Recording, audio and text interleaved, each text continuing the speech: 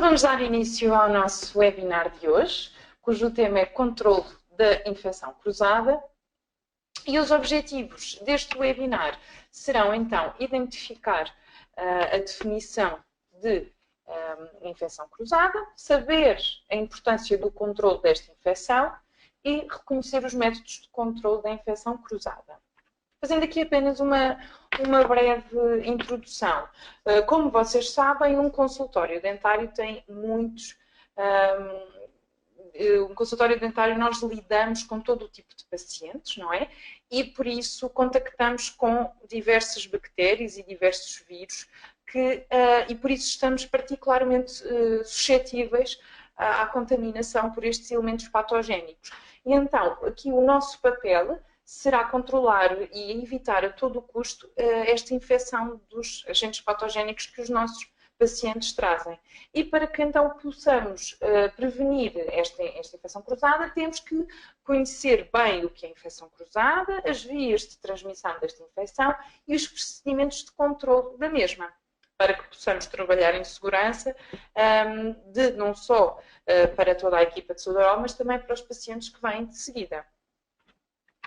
Então, vamos começar, em primeira instância, por definir o que é a infecção cruzada.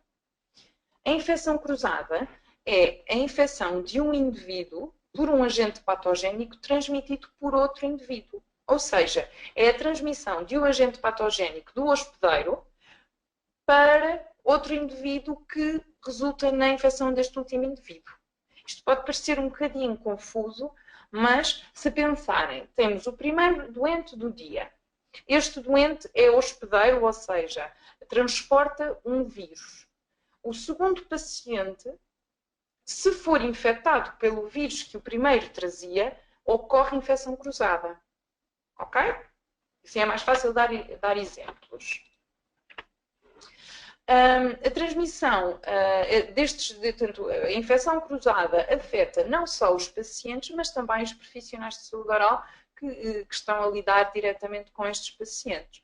Durante a prática clínica em medicina dentária, há necessariamente contacto com indivíduos contaminados por diferentes bactérias e vírus, e o nosso esforço tem sempre que recair em eliminar ou minimizar ao máximo estes agentes patogénicos, de modo a que não ocorra nem transmissão, nem infecção para nós próprios e para os pacientes que vêm a seguir.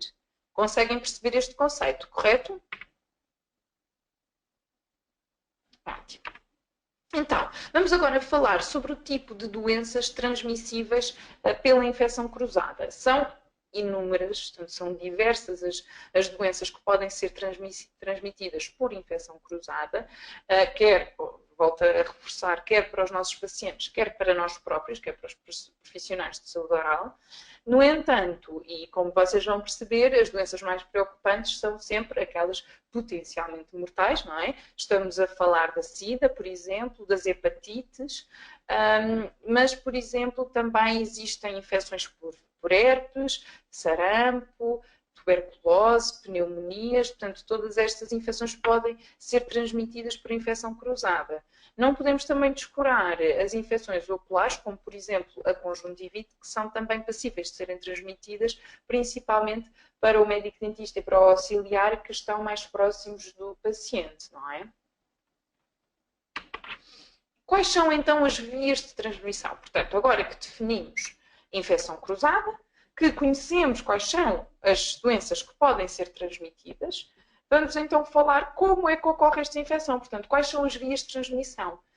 Vamos falar, obviamente, do contacto direto, portanto, de pessoa para pessoa, durante a prestação de cuidados ao paciente, se contactarmos diretamente, se mexermos diretamente nas mãos do paciente, em pele que esteja contaminada pelo agente patogénico, então aqui ocorre o contacto direto destes agentes patogénicos. Pode ser por contacto indireto, e o contacto indireto é aquele que é através de materiais ou equipamentos que não foram devidamente esterilizados ou desinfetados e, portanto, o objeto toca no paciente hospedeiro e, a seguir, se não é bem esterilizado ou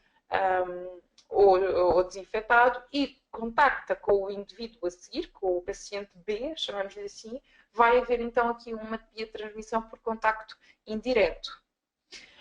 Pode também ocorrer através de gotículas, e as gotículas não são mais do que pequenas gotas de saliva ou de sangue que são projetadas diretamente para o outro indivíduo. Neste caso, aqueles que estão mais suscetíveis são o médico dentista e o auxiliar. Portanto, a diferença entre gotículas e aerossol é que a gotícula não permanece no ar, portanto, é projetada diretamente para uma superfície ou para outro indivíduo, e o aerossol é produzido pela uma nuvem que permanece no ar, que surge através do uso da turbina ou do contraângulo, ou mesmo da seringa tripla que nós usamos, que permanece no ar durante algum tempo e que pode assim então contaminar outros indivíduos. Por último, outra via de transmissão são as picadas, não é? A perfuração direta da pele de um profissional com um instrumento que tenha sido contaminado pelo paciente hospedeiro. Estas são as vias de transmissão. Alguma dúvida até aqui?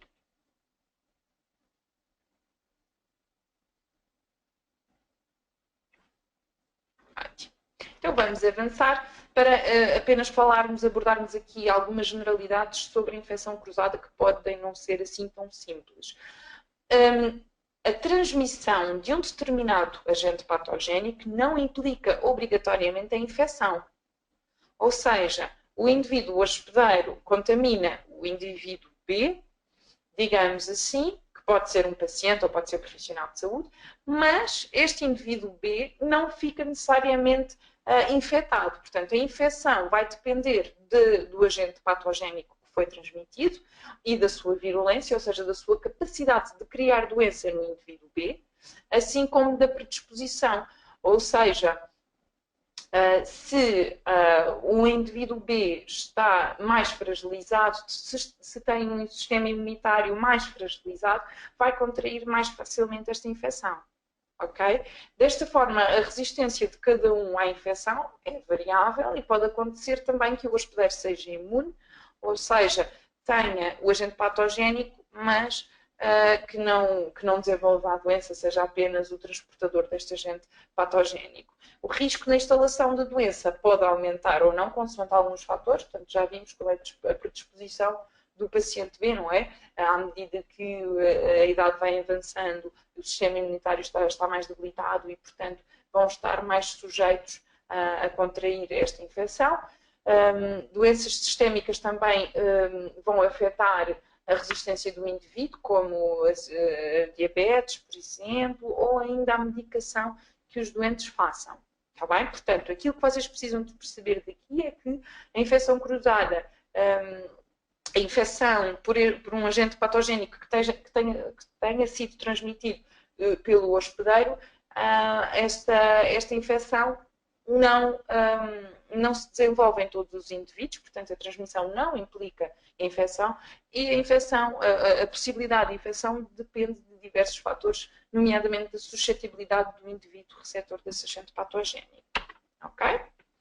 Agora que falamos então do que é a infecção cruzada e das vias de transmissão, vamos falar como prevenir esta infecção cruzada, como controlar, quais são os métodos de controle da infecção cruzada. Primeiro que tudo, é a vacinação. A vacinação, portanto, todos os profissionais de saúde devem cumprir as normas de vacinação obrigatória, nomeadamente da hepatite B, está bem? Assim, se estivermos protegidos, imunitariamente protegidos através da vacinação, vamos reduzir consideravelmente a hipótese de transmissão e a suscetibilidade pessoal de desenvolver a doença, está bem? Portanto, aqui um reforço de que realmente para serem profissionais de saúde devem ter a vacinação em dia, está bem? Voltando aqui um bocadinho atrás, falando ainda sobre o controle da infecção cruzada, esta é da responsabilidade direta dos profissionais de saúde, está bem? Porque somos nós, profissionais de saúde, que vamos controlar, que vamos saber como controlar esta infecção cruzada. Portanto, nós temos que ser responsáveis no sentido de nos protegermos não só a nós, como aos pacientes que vêm a seguir, está bem?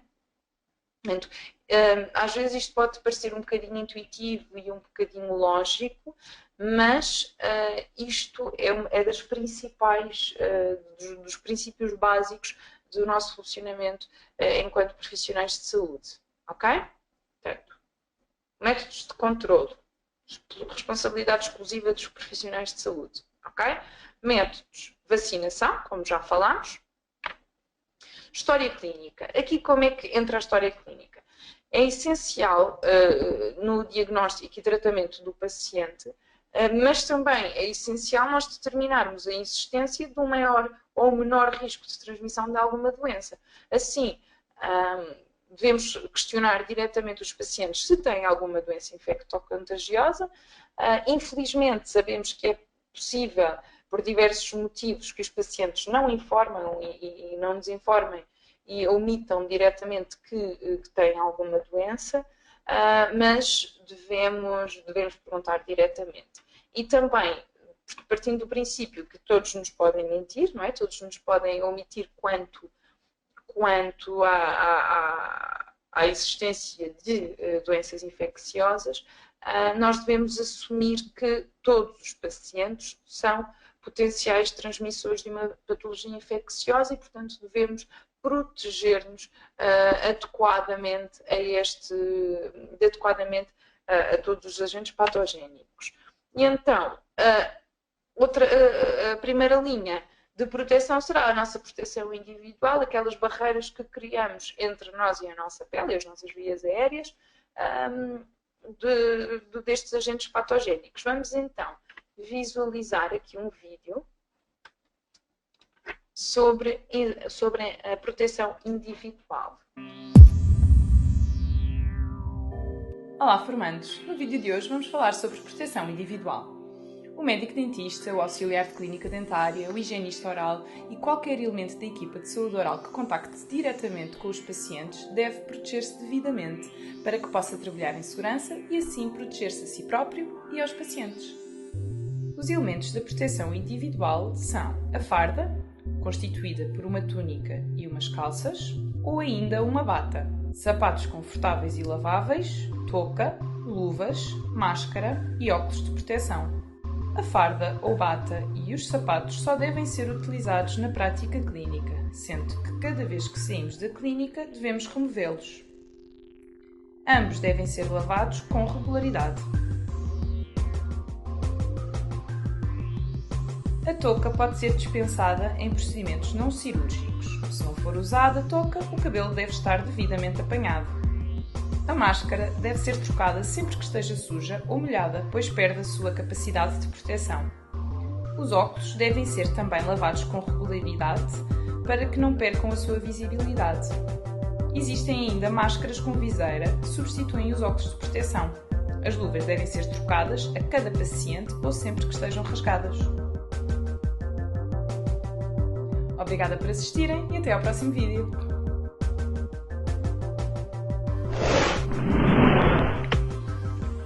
Portanto, neste vídeo nós conseguimos então falar ampliamente sobre a proteção individual e vocês conseguiram então verificar quais os elementos da proteção individual que são obrigatórios.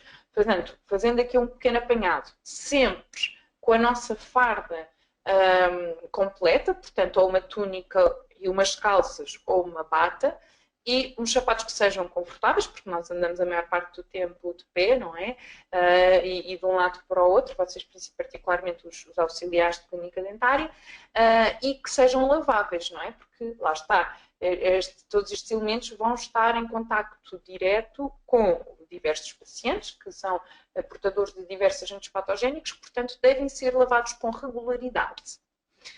Para além da bata e dos sapatos, existe aqui um elemento que pode ser dispensável em atos não cirúrgicos, que é a touca, está bem? A touca vai ser imprescindível apenas em cirurgia. Mas se não tivermos touca, devemos estar com o cabelo apanhado para que não caiam cabelos e que não haja contaminação do nosso cabelo e contacto direto. Depois, existem máscaras com viseira, portanto, que é uma pequena barreira de de acetato que está ligada à nossa máscara e, portanto, assim podemos dispensar o uso de óculos. Depois, se não tivermos destas máscaras, usamos a nossa máscara normal, individual, e os óculos. Os óculos devem ser lavados com regularidade, está bem? Porque vão estar permanentemente sujos, portanto vamos ter que os lavar com regularidade. E depois temos as luvas, não é? As luvas que nós vamos usar e devem ser trocadas para entre todos os doentes e sempre que estejam perfuradas, porque se elas estão perfuradas, elas perdem a capacidade de proteção, está bem?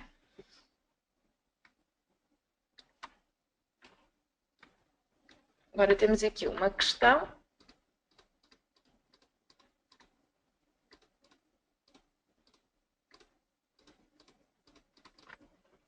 Portanto, aqui uma questão relativamente aos sapatos. Os sapatos, desde que sejam laváveis, podem ser usados. Portanto, se eles forem de tecido, não é? Das sapatilhas ou ténis, desde que sejam laváveis não há problema. Mas habitualmente se vêem aquelas tipo crocs, não é? Aquelas de borracha, porque são mais fáceis de lavar e de secar do que os ténis, mas podem ser usados os dois, está bem? Okay. Aqui ainda relativamente à proteção individual, vamos ver um pequeno vídeo que também está associado ao vosso campus virtual, sobre a remoção de luvas contaminadas. Portanto, como vocês sabem, sempre que as nossas luvas ou perderam, portanto, ou estão perfuradas, ou sempre que haja troca de doentes, nós temos que remover estas luvas contaminadas. E como é que é feito? Vamos ver aqui um pequeno vídeo.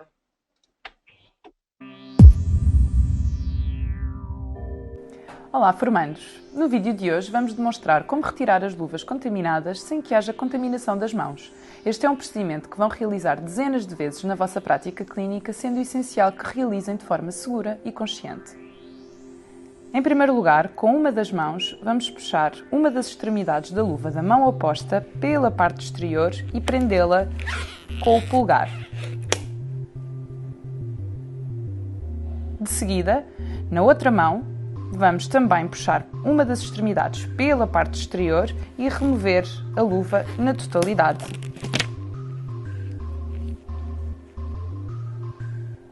Com a mesma mão, vamos remover a outra luva, segurando na parte interior, não contaminada, que prendemos previamente no polegar. E removemos a luva na totalidade. Desta forma, conseguimos sempre assegurar que não há contaminação, prevenindo assim a infecção cruzada. Obrigada por assistirem e até ao próximo vídeo.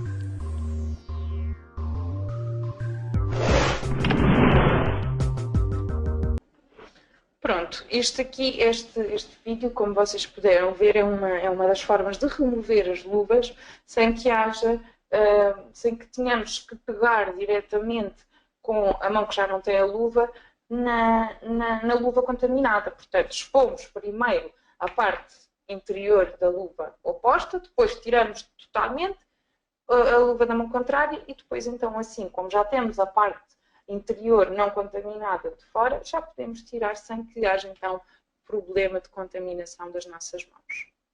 Temos alguma dúvida?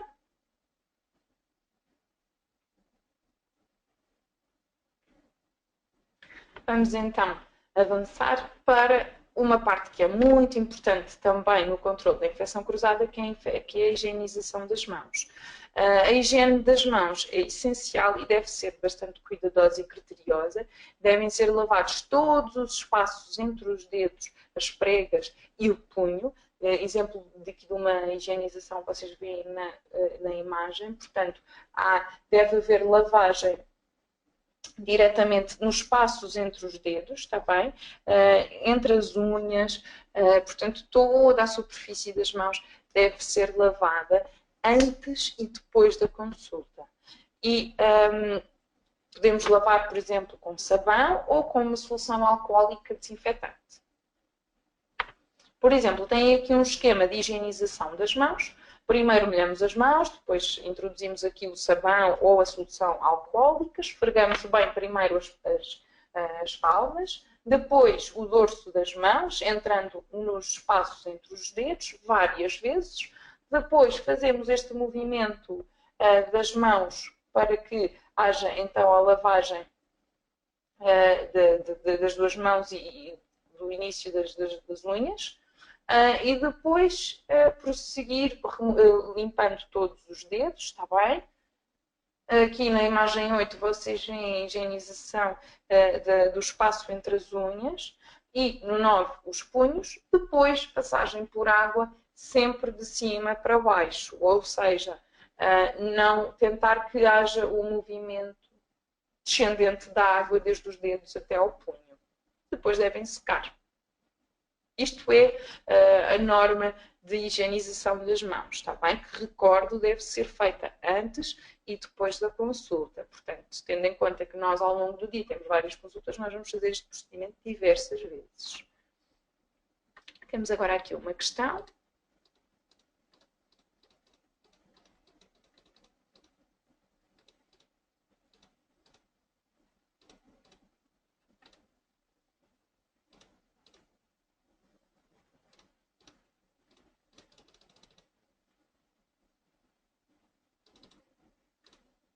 Imaginando que lavamos as mãos antes da próxima consulta, mas que, entretanto, tivemos que mexer noutra coisa, como o telefone ou agenda, qualquer outro objeto, tínhamos que lavar as mãos outra vez, convém sempre higienizar corretamente as mãos.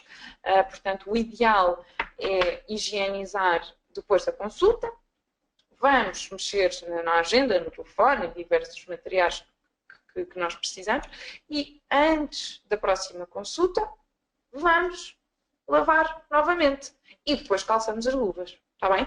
Por daí a importância do antes e depois da consulta. Está bem? Ok. Outro método de controle da infecção cruzada é o bochecho com clorhexidina.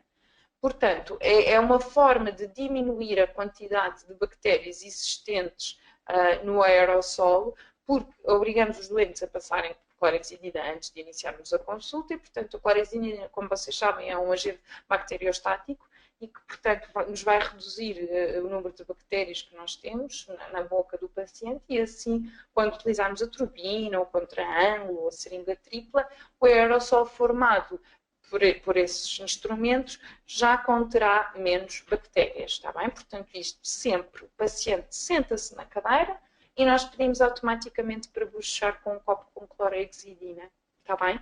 Sempre. E então observamos e mexemos e trabalhamos e fazemos os diferentes procedimentos clínicos. Antes, sempre, bochecho com clorhexidina, ok? Depois, outro método de controle da infecção cruzada é a proteção das superfícies que estão em contacto com o paciente e que não podem ser esterilizadas, está bem? E, portanto, todos os materiais que não podem ser esterilizados devem ser desinfetados cuidadosamente entre cada paciente, mas a seguir devem ser protegidos com um papel aderente ou papel celofane que protege estas superfícies e que depois é removido entre cada consulta. Portanto, todas as pregas e manípulos da cadeira e botões e o aparelho de raio-x e o tubo das peças de mão e dos aspiradores devem ser protegidos com papel celofane porque são materiais que não podem ser esterilizados, está bem? E, portanto, já vamos ver aqui a diferença entre limpeza, esterilização e desinfecção, mas o que vocês precisam de saber é que, não sendo possível esterilizá-los, vamos tentar desinfetá-los e protegê-los ao máximo do contacto com os agentes patogénicos. Ok? Então, vamos agora falar das diferenças entre limpeza, esterilização e desinfecção. Até agora existe alguma dúvida? Não? Ok. Então, a limpeza, a desinfecção e a esterilização são os procedimentos que nos permitem manter o consultório limpo e seguro para o paciente que se segue e por isso devemos dominá-los, portanto devem merecer a nossa máxima atenção.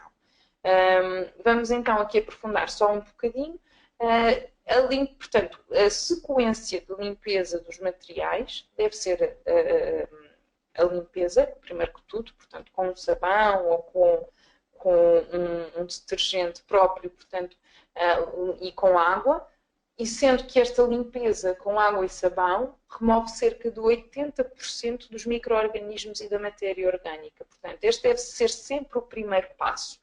Até porque se formos desinfetar e esterilizar um material que não foi limpo primeiro, contém manchas de saliva e de sangue, a nossa esterilização e desinfecção não vai ser eficaz, está bem? Portanto, sempre, primeiro que tudo, limpar com os nossos desinfetantes, com os nossos sabões, ok? Sempre antes limpar com água e sabão. Depois, outro método é a desinfecção, e a desinfecção é o método capaz de eliminar muitos ou todos os micro-organismos patogénicos, à exceção dos esporos. Tá bem? Portanto, os desinfetantes vão permitir a eliminação dos micro-organismos patogénicos, mas não dos esporos, está bem? E, portanto, temos aqui que perceber a diferença entre a esterilização. A esterilização é o processo através do qual ocorre a eliminação total de todas as formas de micro-organismos através da aplicação de calor ou de químicos. Está bem? Portanto, limpeza, desinfecção e esterilização são coisas diferentes. Nós vamos aprofundar este tema no webinar no próximo mês. Portanto, vamos conhecer quais são os métodos, quais são os materiais que são esterilizáveis. Vamos também falar sobre o tratamento do lixo, que também é muito importante na nossa prática, está bem? Mas aquilo que quero que vocês levem em mente para o próximo webinar é que realmente os materiais que sejam passíveis de ser esterilizáveis devem passar antes pela limpeza, depois desinfecção e depois esterilização, ok? E a todos aqueles que não sejam possíveis de esterilizar devem ser desinfetados, está bem?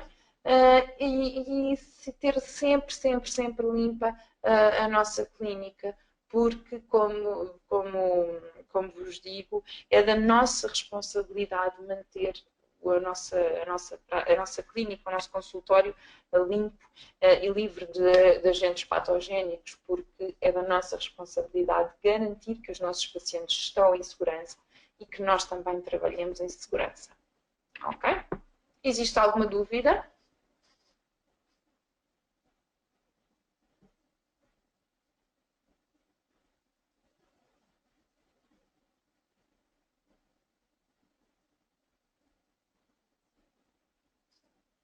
Não existe nenhuma dúvida? Querem que eu reforce algum dos slides?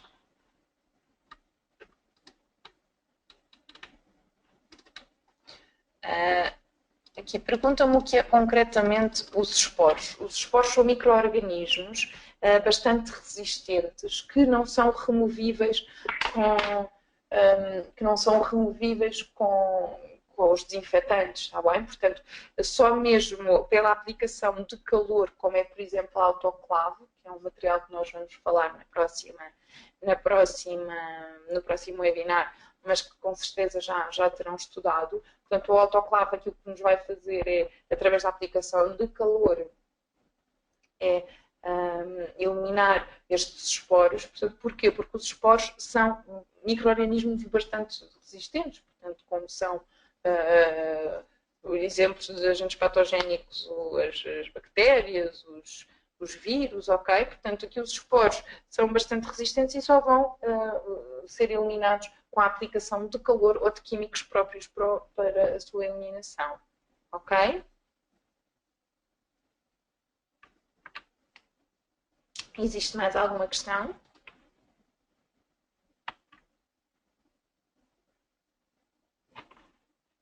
Não querem que eu reforce mais nenhum slide que tínhamos falado?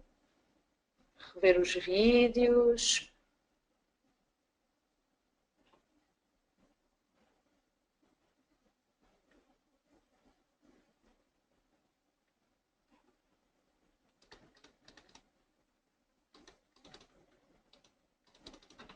Ok. Então, tendo a Angelina estudado esta matéria, foi um bom complemento este webinar. Sentiu que abordámos todos os temas? Sim. Ótimo. Pronto, como já referi, a limpeza, a esterilização e a desinfecção serão coisas que, portanto, será um tema que nós vamos falar no próximo webinar, está bem? Que se não me engano será no dia 21, mas depois ele será publicado, para que conheçam os passos todos que devemos tomar na limpeza e desinfecção da nossa clínica. Nós acreditamos que sim, e aqui o nosso reforço, nós acreditamos que os webinars sejam um bom complemento e que ajude sempre a cimentar a matéria, digamos assim, porque é sempre bom ouvirmos falar de um determinado tema, ver vídeos, ver imagens, portanto, se tiverem alguma sugestão de um tema que queiram ver abordado nos webinars, podem enviar-me através de uma mensagem no campus virtual, está bem? Porque tenho o maior gosto de ir de encontro às vossas necessidades, se sentirem que realmente há um tema que querem ver mais explorado, está bem? Pronto, não havendo mais dúvidas, vou então concluir, reforçando que o dia-a-dia na nossa clínica, como vocês sabem, é bastante complexo, implica diversos procedimentos e o contacto com diversos pacientes e diversos agentes patogénicos é inerente à nossa prática. E se vocês, enquanto auxiliares de clínica dentária, as vossas principais funções serão a disponibilizar o material, aspirar, portanto, estar em contacto direto com o nosso paciente, é normal que estejam mais expostos e que sejam aqui um agente também de transmissão dos agentes patogénicos. Portanto, temos que estar bem cientes do perigo que é a infecção cruzada, daquilo que consiste, para que então consigamos eliminar estas hipóteses de transmissão da infecção cruzada. Também para isso precisamos de dominar os procedimentos de higiene e limpeza de todos os componentes do consultório, tá bem? E ter sempre em mente que a infecção cruzada é uma consequência grave, podemos comprometer a vida dos nossos pacientes e a nossa própria vida e, portanto, é uma consequência grave da nossa prática clínica, caso não haja o cuidado de eliminar corretamente todos os micro-organismos responsáveis pelas infecções, das mais graves, como já referimos, a SIDA e a hepatite, e, portanto, temos que perceber e temos que consciencializar-nos que temos vidas de pessoas ao nosso cuidado e que devemos ser muito responsáveis a esse nível. Desta forma, como já referi, é muito importante conhecermos as formas de redução do risco da infecção cruzada e ter sempre em mente proteção individual, proteção individual, proteção individual, está bem? Portanto, máscaras, óculos, touca se for em cirurgia, se não cabelo apanhado, luvas se forem perfuradas devem ser imediatamente substituídas e lavadas as mãos e só com o conhecimento destas técnicas é que poderemos então assegurar uma prestação de serviços de qualidade e em segurança. Ok? Dúvidas?